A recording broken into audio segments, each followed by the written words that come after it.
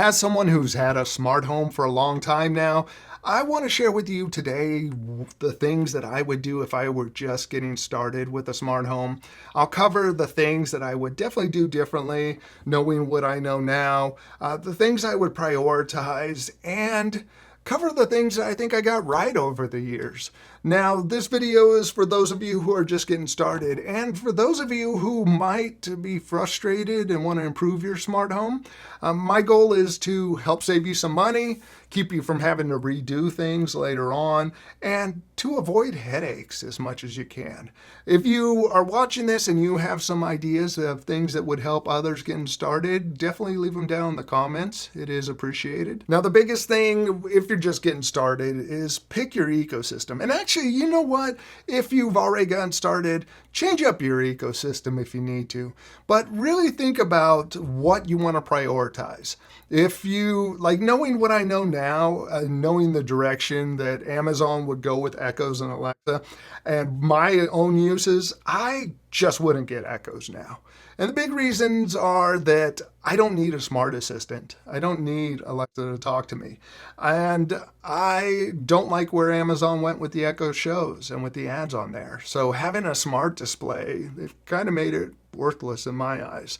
I know now that I just want a good smart home controller. And as an Apple user, not only a good smart home controller, I want integration with other devices I'm already using. And that's where going with an Apple home, I think, is just a bigger benefit overall for Apple users out there. I did do a video on why I think Apple Home is the best choice. I'll put a link to that in the description. I'll put it at the end of this video too. One of the things I think I did well early on was buying smart devices that worked with all the smart assistants.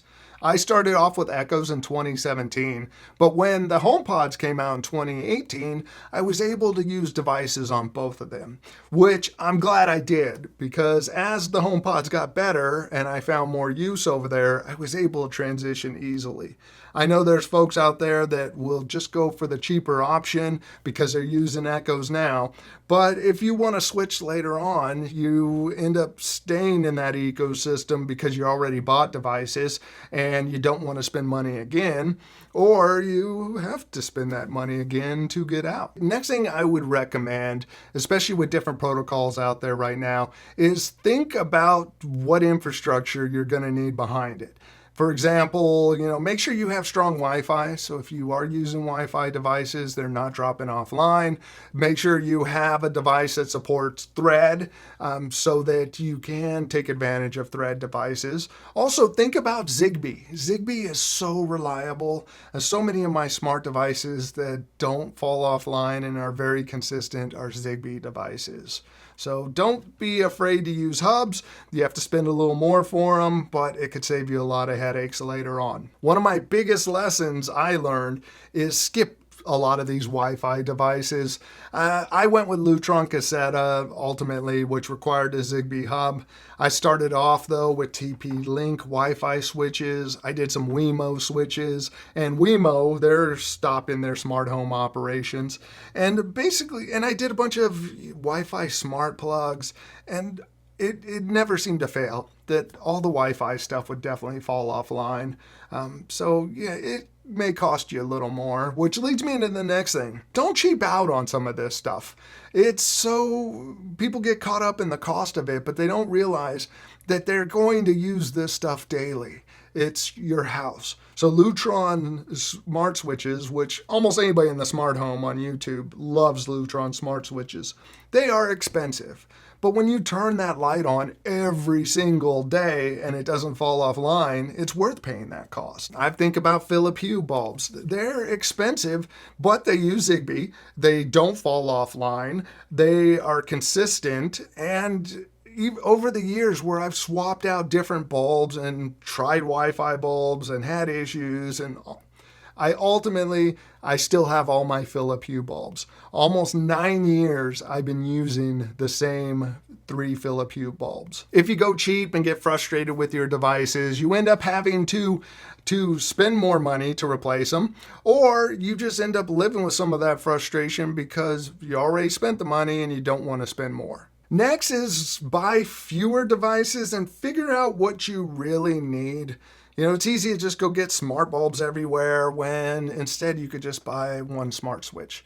Instead of 6 bulbs in my kitchen that if someone flips a switch off, it kills power to all of them, I put one good smart switch in there that ends up being an expensive switch, but it was still cheaper than those 6 bulbs. Think about whether a smart switch is better than a smart bulb. You know, really be intentional with the devices you pick because it's easy to get caught up in a lot of this stuff. You know, you get different sensors that you might need, but then you ignore getting some water sensors. And so your sink overflows and you don't know about it until it's leaking through your ceiling like I had happen. Next thing I'd recommend is get good smart lighting. You have to pay for this stuff at times. Like I mentioned, the Philips Hue stuff's been so reliable, and it is a balanced light. It's expensive, but the colors are saturated and work well, and the white light is a nice warm and nice cool white. Their LED strips suck. They're so overpriced and not good. But then you go with brands like Govee who make great LED strips and accent lighting. So think about going with them instead. I've started using the Aqara bulbs. I have one behind me. It has great color and great white light.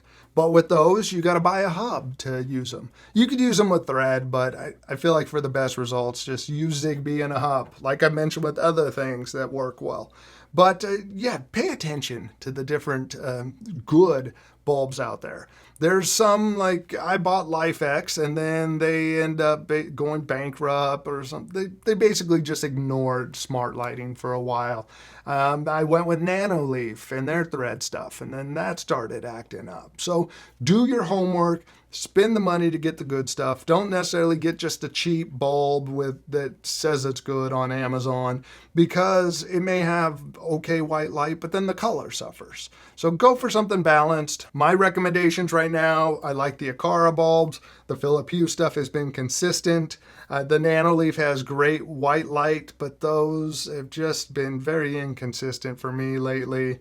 And for other non-bulbs, I like Govee a lot. Now next, when it comes to buying those lights or basically any accessory at this point, if it's a Wi-Fi device, it should support Matter. In my opinion, device Matter ends up giving you that little extra level of security. It also will work with any of the smart assistants. And you're at this point, if someone is selling something that's Wi-Fi and doesn't support Matter, I think they're going cheap or they're just selling old inventory.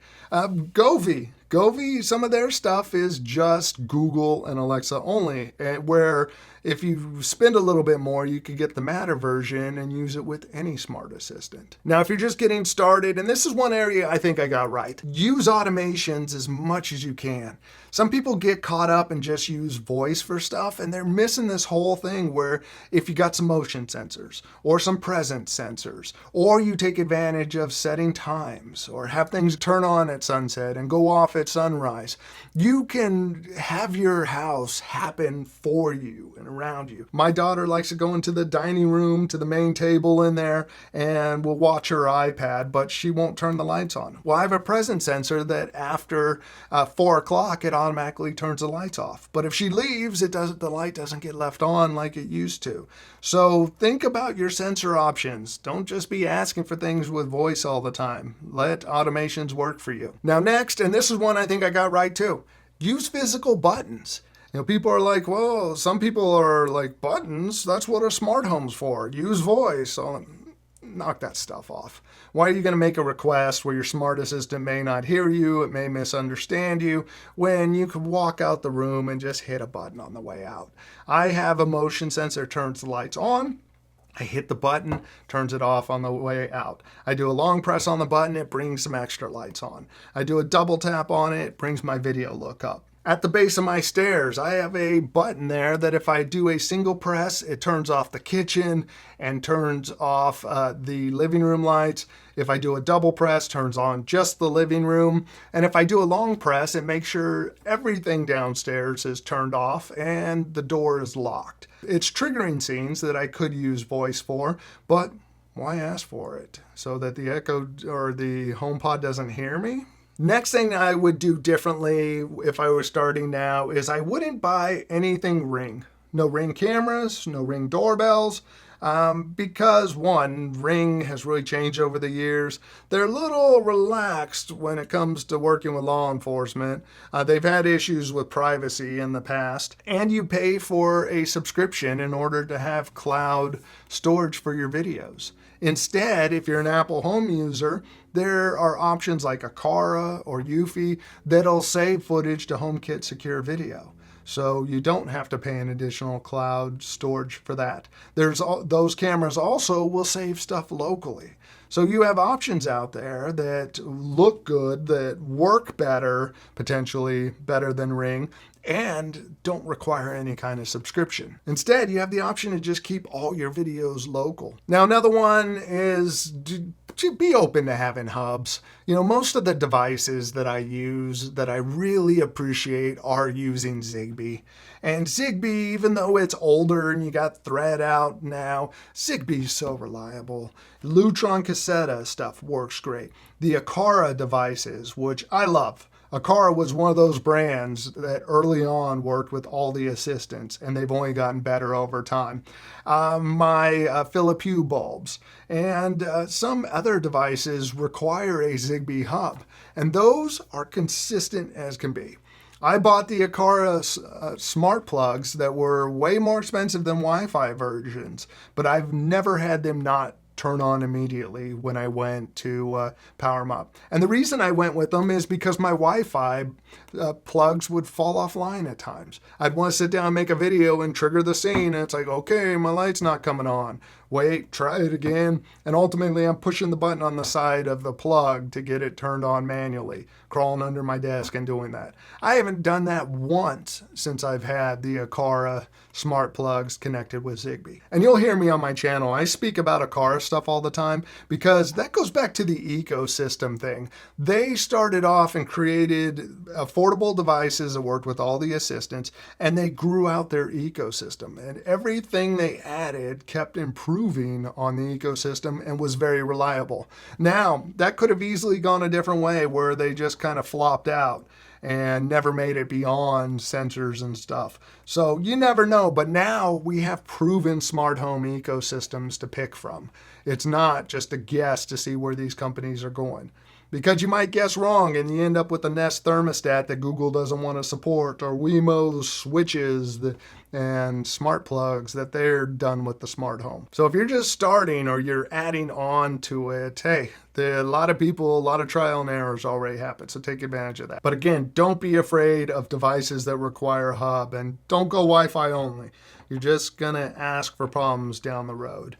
And really plan out your smart home. Put a little thought into it, where you might want to go, and look ahead and go, okay, I'm going to eventually want some vibration sensors, and so I can make an automation that lets me know when the dryer turns off. Or I'm going to need some outdoor lights. Who makes outdoor lights that are good? Or outdoor cameras that can work with those indoor lights and sensors. You know, there's great choices now, so pay attention. Now, if you have some smart home tips and you want to share your experience for those just getting started or wanting to change it up, please leave them in the comment section. If you made it this far, please consider subscribing and giving this video a thumbs up. Definitely helps. Next, check out this video over here. These are the reasons why I think Apple Home's the best. Thanks for watching. Bye.